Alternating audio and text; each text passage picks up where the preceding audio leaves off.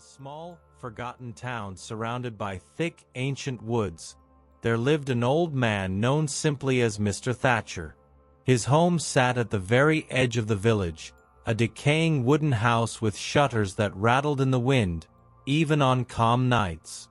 The villagers spoke of him in hushed tones, as if saying his name too loudly might draw his attention.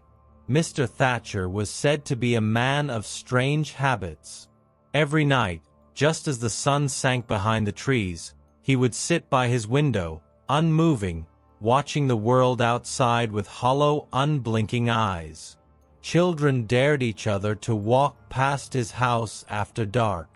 They claimed that if you dared to look back at his window, you would see his silhouette staring, his face a twisted mask of despair. But he never left his house, at least, not during the day. One night, young Tommy, a fearless 16-year-old, took on a dare to enter the old man's yard and touch the cracked stone steps leading up to his door.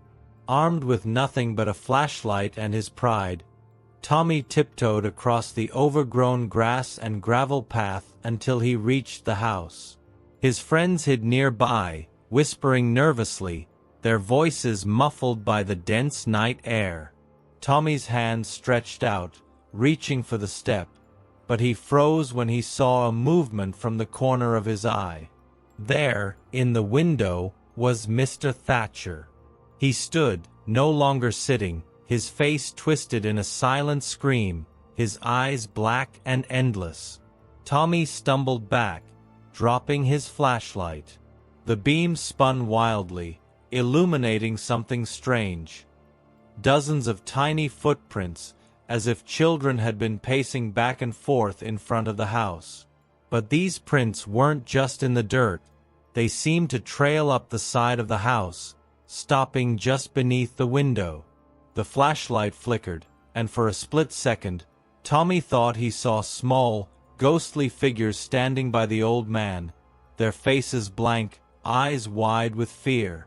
He ran back to his friends, gasping and pale, too shaken to speak. Over the following days, whispers spread around the village. People claimed they had seen Mr. Thatcher roaming the town at night, his hollow eyes following them, his silent scream echoing in the darkest corners of their minds. Soon after, Tommy and his friends began to vanish, one by one, disappearing without a trace.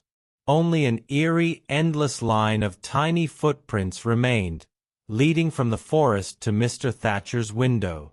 And every night, the townspeople could hear faint voices, children's laughter echoing on the wind, as Mr. Thatcher watched from his window, his face a mask of sorrow and malice.